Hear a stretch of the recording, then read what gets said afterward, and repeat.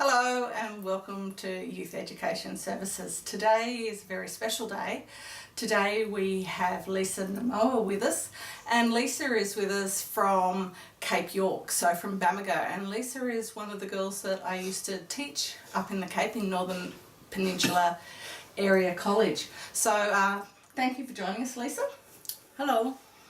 And I've asked Lisa to join us just to give us a different perspective about what it is like to actually grow up in a community, in an Indigenous community. So Lisa, first of all, how do you identify yourself? As an Aboriginal and Torres Strait Islander. And can you give us that breakdown? So what is your mother and what is your father? I actually don't know my father. He's from the Philippines somewhere, but I know that for my granddad's side, I am Aboriginal, and for my grandmother's side is an Islander from my mom's side. I don't know my dad's side. Okay. So what I'd like to do is, Lisa, just to give us a bit of a background, because there's some perception out there that people think they have an understanding of what it's like to be an Islander. And you have not a typical, but you have a different childhood. You grew up very differently. Okay, so Lisa, let's start from when you were born. Tell us a little bit about the Islander culture, about you being born. Well, because I'm my mom's first child, she has to gift me away to either my granddad or any of the aka and ates. Okay, so what is an aka? It's a grandma. And an aka and a Ate. And an ate is A grandfather. a grandfather. Okay, so a lot of white Australians won't understand that. So within your culture, the first child is given back to the grandparents. Yes. Okay, so when you were newborn, you were given back to your grandmother? Yes, my granddad's sister. And my granddad, I call him Dato. And what does Dato mean? Dato means my granddad. His brothers are ates. Akas. And the language that we're talking, that's Creole. Yes. So that's what the islanders talk? Yes. Is it different between the islands? No, only the language. So when you say, so some of the languages are, but Aka and Datu and is all the same, but some of the dialect and the words might change. Yes. Okay, so let's go back to you being a newborn baby. You were gifted back to your Aka? Yes, at Badu Island. And I lived there for 5 years. So would you call your Aka or would you call her mum? Mum. So you, at this stage, did you know you had a mother? No. No. So in that scenario, if you're gifted, that is your mother? Yes. Okay. So tell us what happened when you were around about 5 years of age. My biological mother met my stepfather, and she told him about she had me. Then he wanted to he hired a charter to Badu Island and took me without letting my aka know. Okay, so literally your mother and your stepfather stole you? Yes. From your grandmother back, because it's not your mother's. She isn't really your mother. Your aka is really your mother. Yes. So what happened? Where did you go? Back to the mainland? Yes, we went back to Ingenue, which is part of Northern Peninsula Area. So just for the general public out there, in Cape York, in Northern Peninsula Area, there are 5 communities. There is Sasia, which is Islander. There is Bamaga, which is Islander, and then there are 3 Aboriginal cultures. The Aboriginal, probably the eldest one is Ingenue. Yes. Ingenue, Umajiko, and then New Mapoon, which were the Aboriginals that were moved from Mapoon. So you came back to Ingenue? Yes. And what happened then? my stepdad had a house a little longer there because he worked for the Ingenue Shire Council, and we lived there. I schooled in Ingenue primary school till I was about 8 years old. Then I moved to Bamaga primary school.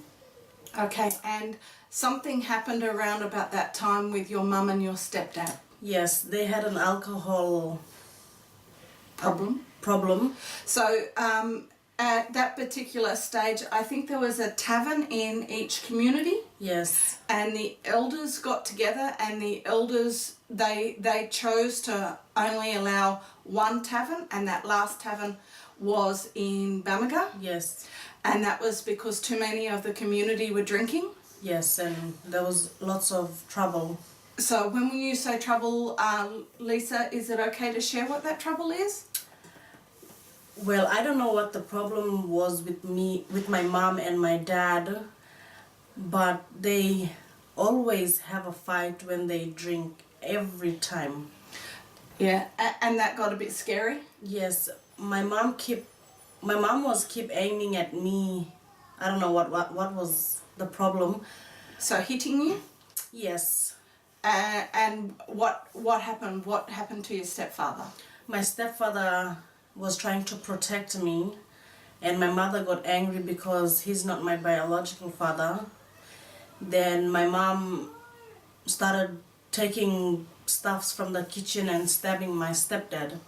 So he then said enough was enough? Yes, and he told me to walk to Bamaga, which is how many k's? 8K? 8 kilometres? 8 kilometers from Ingenue to Bamaga.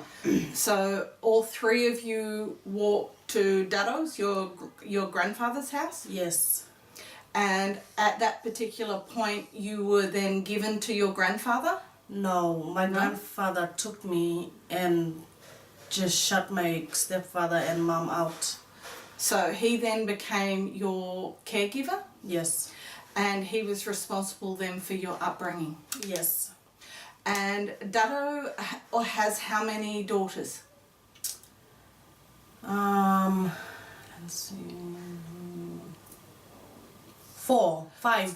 5 daughters, and out of the 5 daughters, your mother is alcoholic? Yes. How many more of your aunties are alcoholic? Rest of the 4? The rest of the 4 are alcoholic. So you grew up then with Daddo, and Daddo tried his best to get you to school as much as possible. Yes. And you have a bit of a strong head? Yes. What does strong head mean, Lisa? Strong heads mean Attitude. Do what they want to do. Yes. Answer back. Take off for days. Yes. Drink. That was when I was 16. Yeah, and that.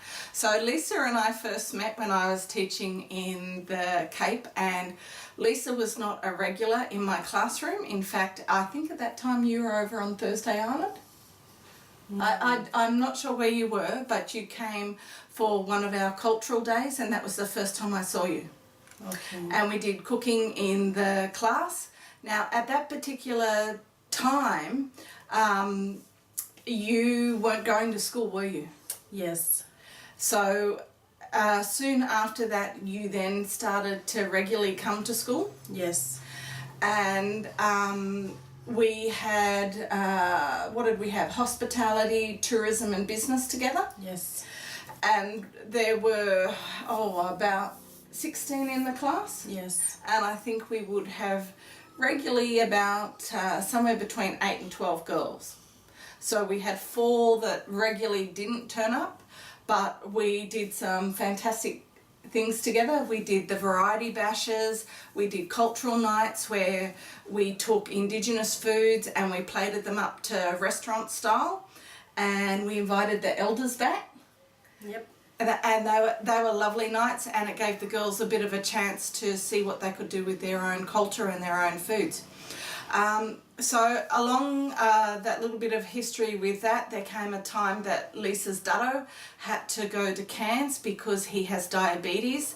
As with a lot of the culture in Bamaga, there is a big issues of diabetes, alcoholism, kidney failure, smoking and gambling. Okay, so it would not be unusual for me to have people who actually, children who came to me close to payday who needed to be fed, and that was fine, we catered for that.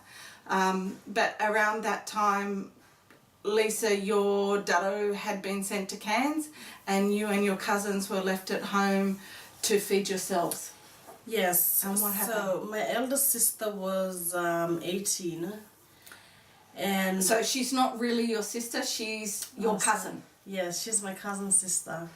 And we were 5 altogether plus my cousin brother.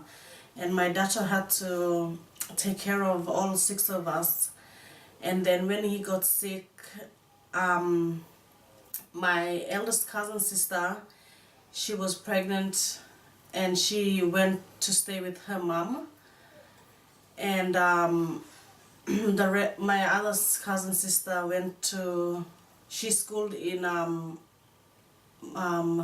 MSB. Yeah, doesn't matter where. And I offered to go down with Dato to Cairns and take care of him whilst his foot was getting toe. So his toe was getting amputated because of the diabetes? Yes. But what happened at home? You guys run amok? Not when my cousin brother is around because But he left. So at some particular stage you were left to your own devices and Lisa called me and Lisa said, Miss, my tummy is angry. My tummy is very angry. And I said, well, Lisa, if you come to school tomorrow morning, I will bake you a bacon and egg sandwich, but you must come to school, because she hadn't come to school. So what does it mean when you say your tummy is very angry, Lisa? That means I'm hungry. I didn't eat for days. I just did smoking or drinking because I didn't have a mother role to discipline me what to do and what not to do. And yes, my grandfather was away. Okay, so that is how Lisa and I became friends, and through a really big patch there, Lisa ended up coming down with my family and having Christmas together. And we now have a very good relationship where we say mother and daughter. And Lisa now has a 2-year-old gorgeous boy called Javoc. But we just wanted to give you the intro on what Lisa's growing up as a teenager was like and how she came into my life, and just to put out there some different preconceived ideas on what you might think some Indigenous life was like. So thank you for joining us. Stay tuned for our next one. Lisa's going to talk to us about what it was like to be a young mother living in the Cape. Thanks, and see you next time.